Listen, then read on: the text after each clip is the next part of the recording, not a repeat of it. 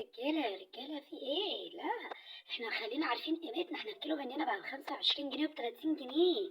لا يعني نمشي كده في السوق، نبص كده للناس من فوق ومن تحت واديله. احنا الكيلو بناخد لا، خلاص كان ال3 ب10 ده زمان. اللي من الخضار يقول لكم كلمة تقولوا له بام في وشه. كيلو ب25. ما بقاش غيرك انت يا مصنن اللي هتتعوج علينا. اه، ب25.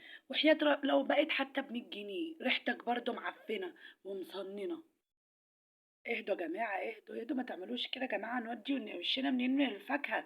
هنقول لهم الخضار ماسكين في بعض مقطعين بعض فيه يا جماعة. ما تهدوا يا جماعة، ما تهدى عم بصل. انت ما تهدى عم تصنين. ايه اللي ب25 وانت يا ست طماطماية؟ في ايه؟ اهدي شوية، تاخديش كل حاجة على اعصابك كده. يعني انت مش شايفه بيقول ايه؟ انت مش شايفه بيقول ايه؟ يعني ليه بيغلط؟ ليه؟ واما يرجع تاني ال3 ب10 ولا ال4 ب10 يحط لسانه في بقه ويسكت. انت اللي اتحماتي وخدتي كل حاجة على اعصابك يا ست. انت مالك يا ست؟ احنا بنتكلم يا ست انا واصحابي في الشوالة اهو. انت زعلانة ليه؟ رامية ودنك معانا ليه؟ لا اله الا الله. في ايه؟ ما تهدي على نفسك، ولا لما بتضربي في الخلاط بتقعدي تصوتي؟